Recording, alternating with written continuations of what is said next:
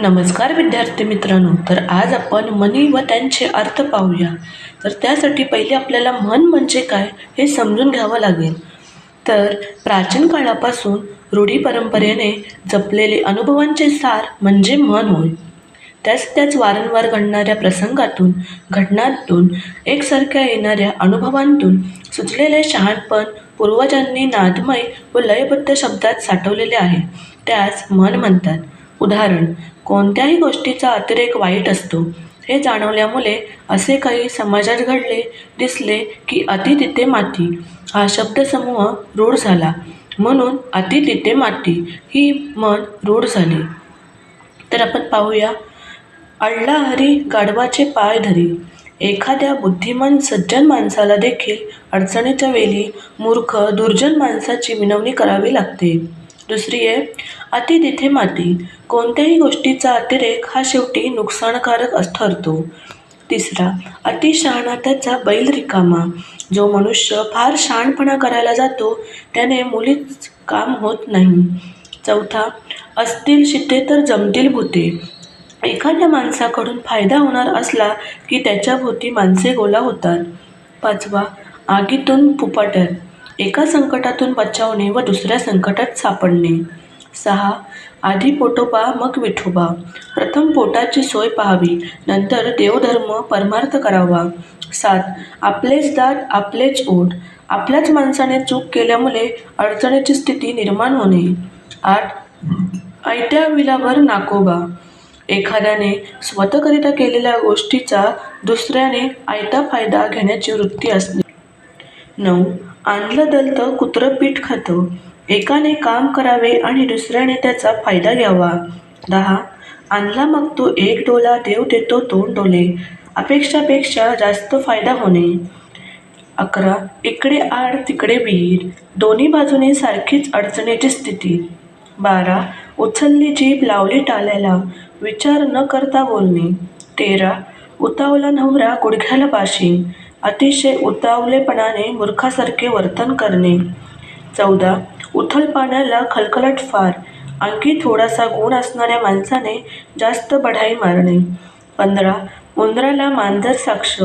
ज्याचा एखाद्या गोष्टीत हित संबंध आहे त्याला त्या गोष्टीबद्दल विचारणे व्यर्थ ठरणे. 16 एक ना धड भराभर चिंध्या. कोणतेही एक काम पूर्ण न करता अनेक कामे एकामागून एक करायला घेणे.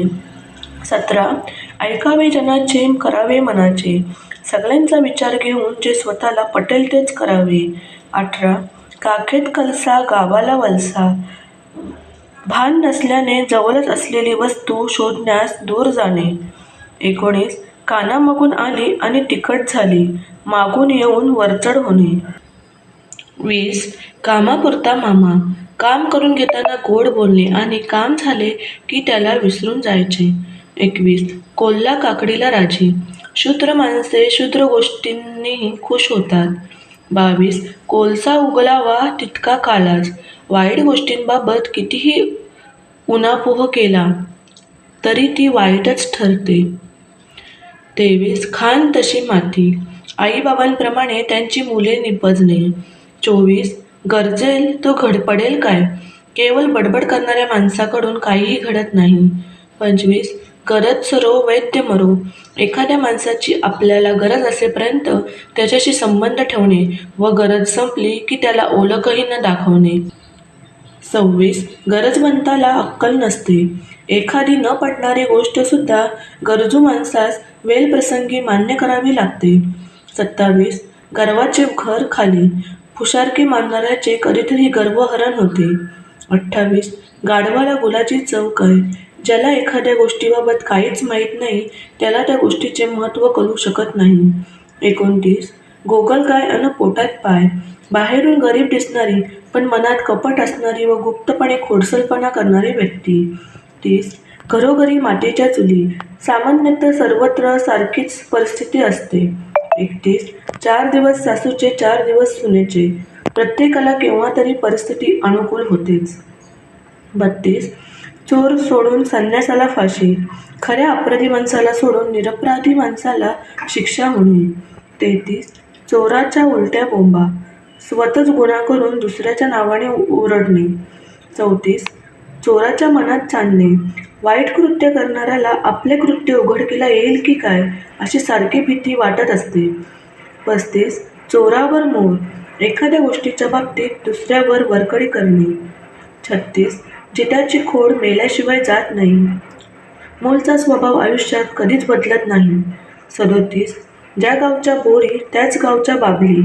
समान शिलाच्या माणसांनी एकमेकांची वर्मे काढण्यात अर्थ नसतो, कारण एकाच ठिकाणचे असल्याने ते एकमेकांना पुरेपूर ओळखतात. 38. ज्याची खावी बोली त्याची वाजवावी टाळी. जो आपल्यावर उपकार करतो त्याचे उपकारकर्त्याचे उपकार स्मरून त्याचे गुणगान गावे. 39. ज्याच्या हाती ससा तो पारधी.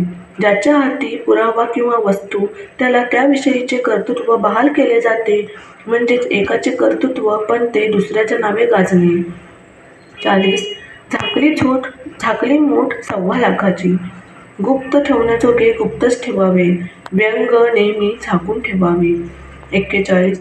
टाकीचे गाव सोसल्या वाचून देवपण येत नाही. कष्ट सोसल्याशिवाय मोठेपणा प्राप्त होत नाही. 42. तले राखी तो पाणी चाखे. ज्याच्याकडे एखादे काम सोपवलेले असेल तो त्यातून स्वतःचा काहीतरी फायदा उठवणारच. 43. ताकापुरती आजीबाई. आपले काम होईपर्यंत एखाद्याशी गोड बोलणे. 44. तेल गेले तूप गेले हाती राहिले थुपाटणे. 2 फायद्याच्या गोष्टी असता मूर्खपणामुळे हातच्या दोन्ही जाऊ देऊन हाती काहीच न लागणे. 45. तोंड दाबून बुक्क्यांचा मार. एखाद्याला विनाकारण शिक्षा करणे आणि त्याला त्याबद्दल तक्रार करण्याचा मार्गही मोकळा न ठेवणे. 46. थेंबे थेंबे तले साचे. दिसण्यात क्षुल्लक वाटणाऱ्या वस्तूंचा हळूहळू संग्रह केला असता कालांतराने वस्तूचा मोठा संचय होतो. 47. दगडापेक्षा वीट मऊ. निरुपाय म्हणून मोठ्या संकटांपेक्षा लहान संकट पत्करणे. 48. दुरून डोंगर साजरे. कोणतीही गोष्ट लांबून चांगली दिसते, परंतु जवळ गेल्यानंतर तिचे खरे स्वरूप कळते. 49. नव्याचे 9 दिवस. कोणत्याही गोष्टीचा नवीनपणा काही काळ टिकून कालांतराने तिचे महत्त्व नाहीसे होणे. 50. नाक दाबले की तोंड उघडते.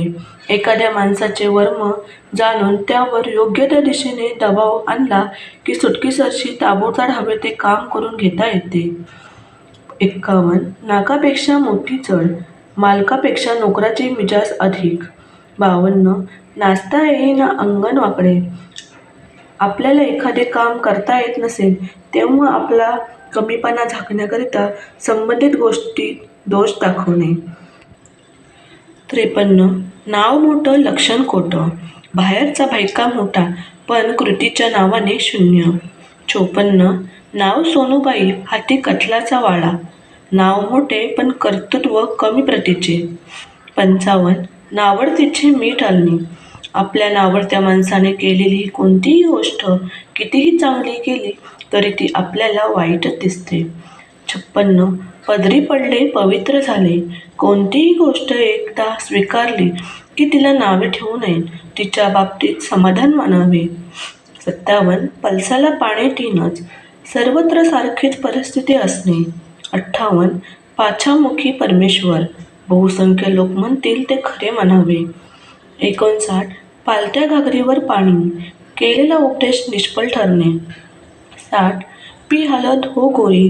कोणत्याही बाबतीत उतावळेपणा करणे. 61. पुढच्यास ठेच मागचा शहाणा. दुसऱ्याचा अनुभव पाहून त्यावरून मनुष्य काही बोध घेतो व सावधपणे वागतो. 62. बडाखर पोकळ वासा. दिसण्यास श्रीमंती पण प्रत्यक्षात तिचा अभाव. 63. बली तो कान पिली. बलवान मनुष्यच इतरांवर सत्ता गाजवतो. 64. बाप तसा बेटा. बापाच्या अंगचे गुण मुलात उतरणे. 65. बुडत्याचा पाय खोलात. ज्याचा अपकर्ष व्हायचा असतो त्याला सतत अपयशच येत जाते. 66. बुडत्याला काडीचा आधार. घोर संकटाच्या प्रसंगी मिळालेली थोडीशी मदत देखील महत्त्वाची वाटते. 67. बैल गेला अन झोपा केला. एखादी गोष्ट होऊन ती गेल्यावर तिचे निवारण करण्यासाठी केलेली व्यवस्था व्यर्थ ठरते. 68. भरवशाच्या म्हशीला टोणगा. खूप आशा वाटणाऱ्यांच्या बाबतीत संपूर्ण निराशा होणे. 69. मऊ सापडले म्हणून कोपराने खणू नये. कोणाच्याही चांगुलपणाचा वाटेल तसा फायदा घेऊ नये. 70. मुलाचे पाय पाळण्यात दिसतात. लहान वयातच व्यक्तीच्या मोठेपणाच्या गुणदोषांचे दर्शन होते. 71. यथा राजा तथा प्रजा. प्रमुख माणसाच्या आचारविचारांप्रमाणे त्याच्या अखत्यारीतील इतर माणसांचे आचारविचार असतात. 72. रोजमर्यादाला कोण रडे. तीच गोष्ट वारंवार होऊ लागली म्हणजे तिच्यातील स्वारस्य जाते व तिच्याकडे कोणीही लक्ष देत नाही. 73. लेकी बोले सुने लागे. एकाला उद्देशून पण दुसऱ्यात लागेल असे बोलणे. 74. लोका सांगे ब्रह्मज्ञान आपण मात्र कोरडे पाषाण. लोकांना उपदेश करायचा पण स्वतः मात्र त्याप्रमाणे वागायचे नाही. 75. वराती मागून घोडे. एखादी गोष्ट होऊन गेल्यावर मागाहून तत्संबंधीची साधने जुळवणे व्यर्थ असते. 76. वासरात लंगडी गाय शहाणी. मूर्ख माणसात थोडेसे ज्ञान असणाराही शहाणा ठरतो.